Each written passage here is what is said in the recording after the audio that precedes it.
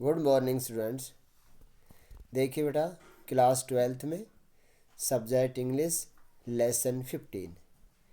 देखिए बेटा, ये आपकी एक पोएम है, द 7 एजेस ऑफ मैन, मनुष्य की 7 अवस्थाएं। तो देखिए, आज इस पोएम का स्टेंजा नंबर फर्स्ट। देखिए, stanza number first. All the world is a stage. कवि कहते हैं कि ऑल द वर्ल्ड, संपूर्ण संसार, इज ए स्टेज, एक रंगमंच है। कवि कहते हैं कि संपूर्ण संसार एक रंगमंच है। And all the man and women merely players.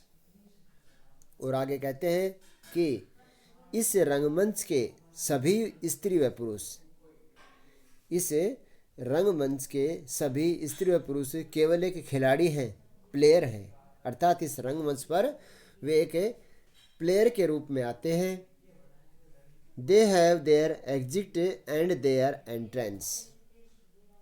कवि कहते हैं कि they have their exit and their entrance, वे आते हैं और यहाँ से चले जाते हैं। अर्थात वे इसे रंगमंच पर आते हैं और अपनी भूमिका निभा करके चले जाते हैं। आगे कहते हैं and one man in his time plays many parts. कवि आगे कहते हैं कि प्रत्येक व्यक्ति अपने समय में, हर व्यक्ति अपने समय में अर्थात अपने जीवन काल में बहुत सी भूमिकाएं निभाता है। मैनी पार्ट्स, बहुत सी भूमिकाएं अपने जीवन में निभाता है। हिज एक्ट्स बीइंग 7 एजेस, उसके जो कार्य हैं, उसकी जो क्रियाएं हैं, वे 7 स्तर की हैं, वे 7 स्तर की हैं। तो देखिए, आइए देखते हैं फर्स्ट। देखिए पैसेज नंबर सेकंड में देखिए क्या कहते हैं। At first the infant. कवि कहते हैं एट फर्स्ट द इन्फेंट। कवि कहते हैं कि मानव जब इस रंगमंच पर आते हैं तो वे एक शिशु के रूप में आते हैं। सबसे पहले वे एक शिशु के रूप में आते हैं। अर्थात वे शैशव अवस्था जब उनकी होती है तब वे पहली उनकी अवस्था होती है। Mewling and puking in the nurse arms. Mewling होता है बेटा रोते हुए या चिल्लाते हुए, पकिंग उल्टी करते हुए, इन्हें नर्स आर्म्स यानी नर्स की भुजाओं में या दाई की भुजाओं में। कवि कहते हैं कि जब बच्चे का जन्म होता है, उसकी शैशव अवस्था होती है, तब वह रोते बिलखते हुए और उल्टी करते हुए नर्स के हाथों में होता है या एक दाई के हाथों में होता है। Then the whining school boy. और इसके पश्चात, इसके बाद अर्थात शैशव अवस्था के बाद की अवस्था आती है स्कूल जाने की, अर्थात स्कूल के लड़के के रूप में उसकी आती है।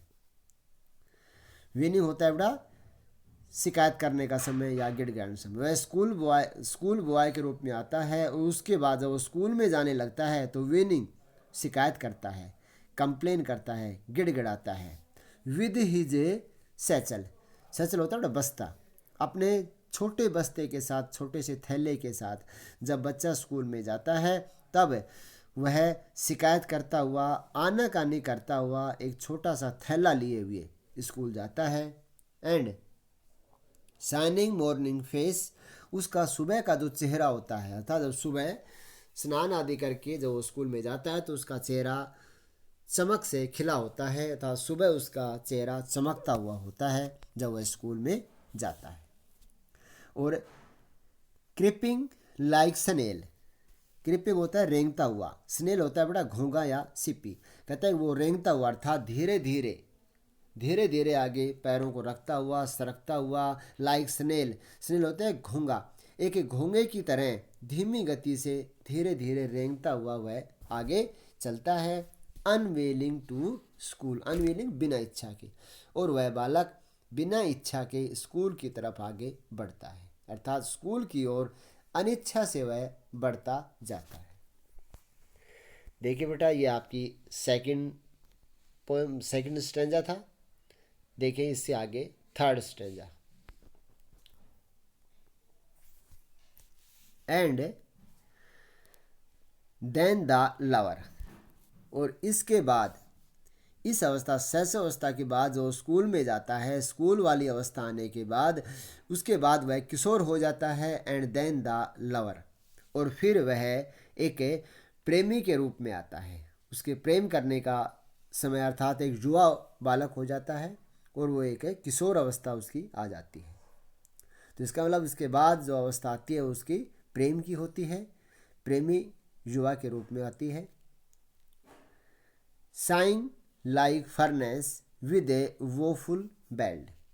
कवि कहते हैं कि वह साइंग लाइक फर्नेस, फर्नेस भट्टी की तरह, और साइंग होता है आहाँ भरते हुए। कहता है कि वह बालक इस अवस्था में, इस उम्र में वह एक भट्टी की तरह, जिस प्रकार भट्टी गर्म होती है, जलती है, इसी तरह प्रकार से प्रेमी भी एक जलती हुई भट्टी के समान अपने मन में से, अपने मुंह में से गरम गरम आहें निकालता है, गरम गरम आहें निकालता है। और विद ए वोफुल बेल्ड, वोफुल होता है बड़ा दर्द भरा, और बेल्ड होता है गीत, और दर्द भरा गीत गाता है।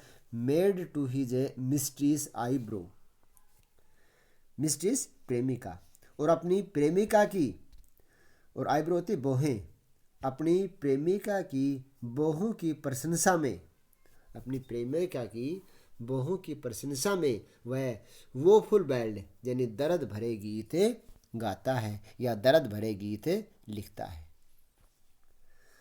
तो ये बेटा आपका पैसेज नंबर 3 था बेटा। आगे देखें पैसेज नंबर 4।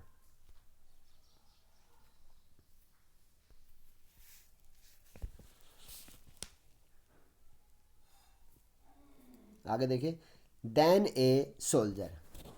और इसके बाद बड़ा अवस्था आती है सैनिक की। युवा अवस्था के बाद वह देश सेवा के लिए एक सैनिक बनने वाली अवस्था आती है, देन ए सोल्जर, और फिर एक सैनिक के रूप में। Full of a strange oath, oath होती है बेटा शपथ लेना या संकल्प लेना। फुल ऑफ स्ट्रेंज अजीब, आगे कहते हैं कि वह अजीब गरीब संकल्प लिए हुए होता है। And bearded like the PERT, PERT होता है बेटा तेंदुआ, और बियर्डेड होती है दाढ़ी सहित। आगे कहते हैं कि वह एक तेंदुए के समान, पर्ड के समान दाढ़ी बढ़ाए हुए रहता है, वह एक तेंदुए के समान दाढ़ी बढ़ाए हुए रहता है। And jealous in a honour, और सम्मान के लिए ईर्ष्यालु, सम्मान के लिए ईर्ष्या अर्थात सम्मान प्राप्त करने के लिए, देश सेवा के लिए वह दूसरे लोग दुश्मनों से ईर्ष्या करता है और अपने सम्मान पाने की कोशिश करता है। Sudden and quick in quarrel, और अचानक और तुरंत इन क्वेरल झगड़े के लिए तैयार, और अर्थात अपनी देश सेवा के लिए सैनिक के रूप में अपना फर्ज निभाने के लिए वह तुरंत एकदम लड़ाई करने के लिए भी तैयार रहता है, वह हमेशा लड़ाई के लिए तैयार रहता है। And seeking the bubble reputation, seeking खोजता रहता है, तलाशता रहता है, रेपुटेशन अपनी प्रतिष्ठा, और सदैव हमेशा प्रतिष्ठा को तलाशता रहता है, हमेशा प्रतिष्ठा को तलाशता अर्थात ऐसा कोई कार्य करने के लिए हमेशा तत्पर रहता है ताकि उसका नाम रहे। कहते हैं द बबल, बबल होता है बुलबुले के समान। वो कहता है चाहे उसकी प्रतिष्ठा, चाहे प्रतिष्ठा उसकी बुलबुलों के समान ही क्यों न हो, अर्थात थोड़े से समय के लिए ही उसका नाम क्यों नहीं हो, लेकिन फिर भी वह अपनी रेपुटेशन के लिए, रेपुटेशन की खोज में हमेशा लगा रहता है, अपने आप को प्रसिद्ध करने के लिए, प्रतिष्ठा पाने के लिए, देश सेवा के लिए हमेशा तत्पर रहता है। कहता है even in the cannons mouth, और कहता है इसके लिए वह तोप के मुंह में जाने को भी तैयार रहता है। कैनन्स तोप, इसके लिए अर्थात अपनी देश सेवा के लिए तोप के सामने मरने के लिए भी वह तैयार रहता है, लेकिन अपने आन बान के लिए, देश के सम्मान के लिए, देश की प्रतिष्ठा के लिए वह अपने प्राणों के न्यौछावर करने के लिए भी हमेशा तैयार रहता है। तो बेटा ये आपकी पोएम थी, और जिसमें मैंने आपको 4 स्टेंजा पढ़ा दिए हैं। इसको फिर देख ले एक बार लास्ट वाले को, कि कवि कहते हैं कि ये जो अवस्था है ये एक सैनिक के रूप में आती है, और इस समय सैनिक जब वह बन जाता है तो अपने बहुत से संकल्प उसे लेने पड़ते हैं। तेंदुए के समान दाढ़ी बढ़ाए हुए, अर्थात उसे अपनी ड्यूटी का ख्याल रहता है, बाकी अपने शरीर से संबंधित उसे ध्यान नहीं रहता, बल्कि अपने सम्मान, देश के सम्मान के खातिर अपनी ड्यूटी के लिए पाबंद रहते हैं। वह कहता है कि तेंदुए के समान उसकी दाढ़ी बड़ी रहती है, लेकिन अपना सम्मान प्राप्त करने के लिए वह हमेशा लड़ाई के लिए भी तैयार रहता है। वो कहता है चाहे उसकी प्रतिष्ठा, चाहे उसका सम्मान क्षण भर के लिए ही क्यों न हो, बुलबुले के समान ही क्यों न हो, लेकिन इसके लिए तो वह एक अपनी जान को जोखिम में डालकर तोप के सामने भी जाने के लिए, अर्थात मर जाने के लिए भी वह तैयार रहता है। तो बेटा ये आपका 4 पैसेज यहाँ समाप्त हुआ। आज का वीडियो यहीं तक है। बाकी नेक्स्ट जो अगला स्टैंजा हुआ आपको नेक्स्ट वीडियो में पढ़ाएंगे। Thank you.